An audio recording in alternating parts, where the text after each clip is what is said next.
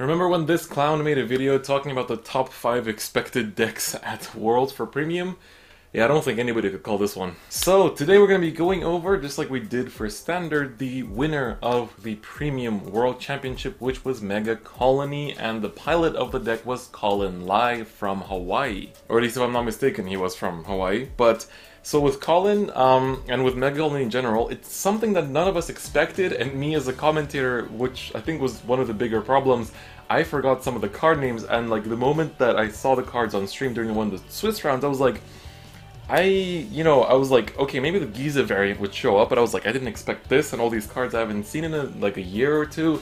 You know, it was just kind of like hard to bring everything back from like deep within my memory. We're gonna break down why Megacolony won Premium Worlds. Why was it such a big factor in Worlds in general, and why are people talking about it now as well, because it's also looking to be good in the future looking forward. Now, what's a bit unique from this one compared to the Standard one is that I actually spoke to Colin. You know, we exchanged some messages and I asked him questions about, you know, his preparation, you know, how he prepared for the whole event, his like rounds, and what he thinks about the deck going forward. And so this is going to be a lot more of like his personal thoughts going into the video as well, because he actually helped me with the preparation of this quite a lot. So Colin said that his main testing and prediction for Worlds was that Ezel would be the biggest show up, you know, and he himself said that Megacolony is just one of his favorite clans. You know, he's played since the beginning and all that stuff, but he said that Ezel was a big prediction of his, and he playtested a lot against it. He built his own Ezel deck to playtest against when his friends wouldn't have time.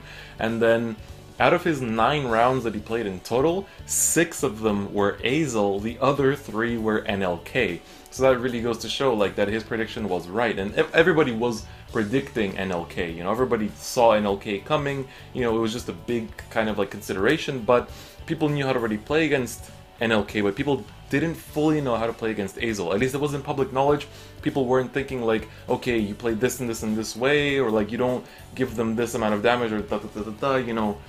There wasn't a clear path of how to play around Ezel in Premium because of its devastating ways to, you know, just superiorite quickly, bomb rush, you know, their entire field with a bunch of attacks and try to win the game the next turn, because they can stride while the opponent is at grade 2 if they go first, which is really huge unless they're playing the mirror match, but even then it's devastating. So for Colin, he looked at the, you know, he looked at the old Darkface, who has the ability that when your opponent calls something, you can Soul Blast 2 to rest it immediately. So that immediately counters Ezel in a way, because the moment they start calling down stuff that extends their attacks, you can just Soul Blast 2 to rest it. And the deck has ways to fill up that Soul Blast 2, because you have the crit that goes into the soul, you have the Machining Hornet that goes into the soul when you find a grade 3, so there are ways to keep filling up the soul and using that ability, and obviously you need to be careful with the timing. It's not just like you can freeze the attacks at any point, you have to be careful when you time them, when you use the ability, because, you know, it's going to make or break the turn for the Ezel player. Against other matchups, like NLK included, Gridora still has a lot of effect. You know, she stops the counterblasts from coming off, she also freezes columns, and then you can use Opterandus to push that even further to keep freezing your opponent's full board so that they can't call anything and they're just like swinging with Vanguard and passing every turn. And then, but like with NLK, for example, if you freeze their entire board, obviously NLK tries to finish you before you can even stride. So with Opterandus, that's like a different issue, but thing is that Opterandus is just like an option. The main stride that really carried the entire game plan for Colin was Overwhelm, because he said that with Ezel you lose a lot of hand cards trying to protect yourself or trying to survive that first rush. So then when you get to stride, because Ezel pushes out such a big board of like 5 to 6 to 7 cards, you can actually just go into Overwhelm, draw the same amount as they have rested rearguards, or I believe units even, and then you're able to, you know, by drawing that many cards, you're able to come back from it. And Overwhelm being such a big kind of like replay button to just like refresh your hand and come back with all that like lost advantage is a really huge factor in, you know, defining how you're going to be playing around that deck. And so Overwhelm is, he said himself, one of the biggest factors in surviving that matchup. Obviously, another thing that Colin mentioned himself, and, you know, everybody agreed with as well, is that this deck had a lot of surprise factor going into the event, because when we were talking about Megacolony decks in Premium that were doing well, the only one that had a top in, I can't believe if it was Indonesia or Philippines, I think it's one of the two, but the only one that had a top was Gridora Gize. So when you would see that, let's say you know that your opponent's playing Megacolony, you would think, okay, they're gonna flip face up Neon Gize. So when Colin flipped face up the regular V-Series starter, I was also like, wait, that's a different Megacolony build. I haven't seen this. So, you know, everybody kind of assumed that if you're going to be playing Megacolony at Worlds, you would be playing the Giza variant. But instead, Colin, you know, added an extra element of surprise, because even facing Megacolony Giza is already an element of surprise, so Colin added an extra layer by focusing on the Dark Face, and he himself said that he would switch up the ratios of his Dark Face to Ghidorah ratio a little bit, just to kind of have a bit more of an edge against Ezel, because he didn't expect to face it 6 times out of 9, you know, that's just huge. But we can see that this, you know, facing it that many times showed that he could really fight against it super well. I don't know if he could have fought against other matchups as well, but still, the surprise factor was huge. It's the same as like Victor or something, it really just caught people off guard. In terms of looking at the win conditions, like Colin obviously said that the Zoa Antlion turn is huge, because, you know, it's Zoa plus a guard restrict, it's all you really need, because the deck doesn't really struggle to do that either, because you just keep switching your rides between, you know, either Ghidorah or the Dark Face, and then you're able to go into the Antlion pretty safely and go into the Zoa as well, because Zoa is pretty devastating against any, like in any clan that you can incorporate it in. Like in Great Nature it's insane, in Megacolony has an insane kind of combination as well. You know, I think it's only like Neo Nectar where it's not as crazy or something, because it doesn't have that kind of like win button as the other two in Zoo clans do.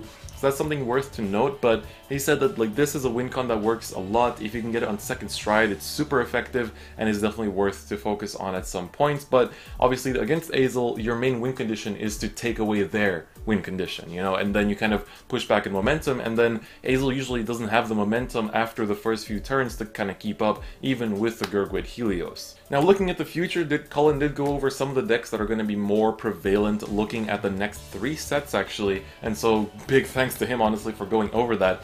I think the main focus of premium players for the upcoming format outside of Ezel is actually Nubatama, because we know the new common grade 3 Kokushigarasu, he basically works super well with Dominate and, you know, with the Shiranui cards, by being able to essentially just make your opponent lose their entire hand and dominate everything to the point that, you know, they just lose everything, and it's really hard to come back from that for a lot of decks.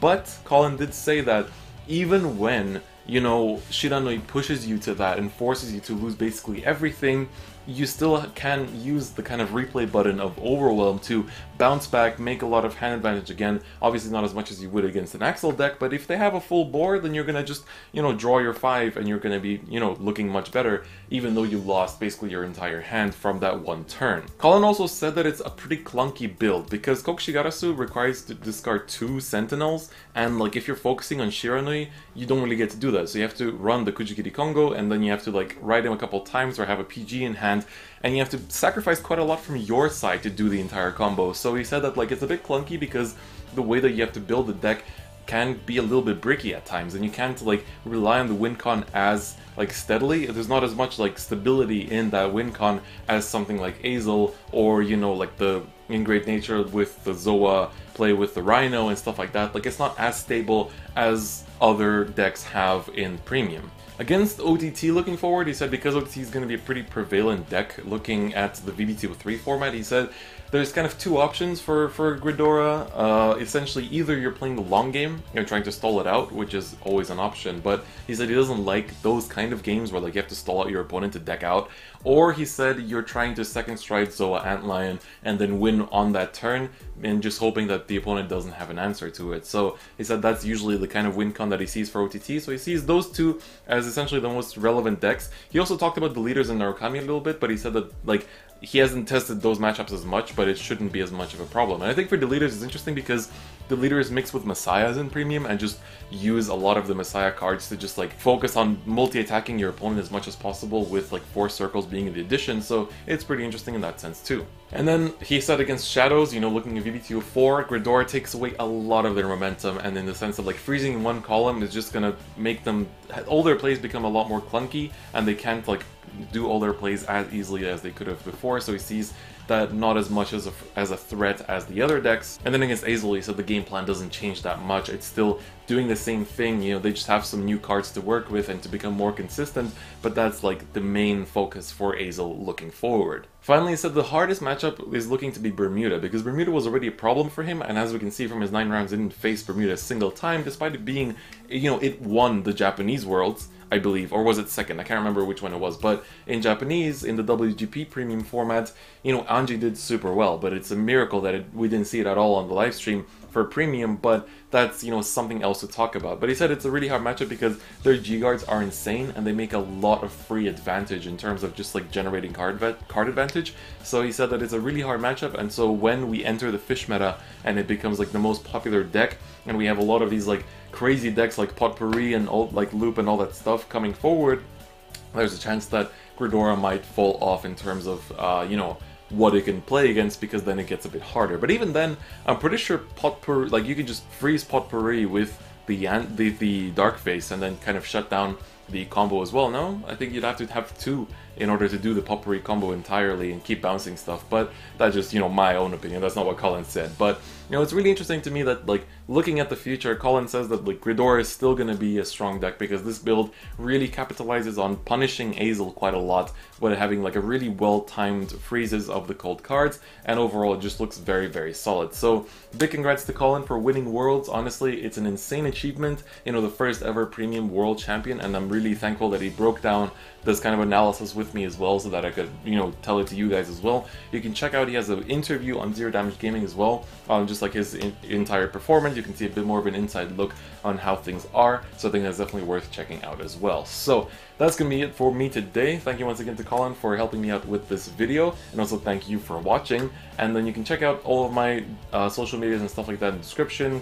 Hit the bell button, check out second channels, all that good stuff. But I'm gonna end it here. So that's all for me today, and I'll see you guys next time. Bye bye.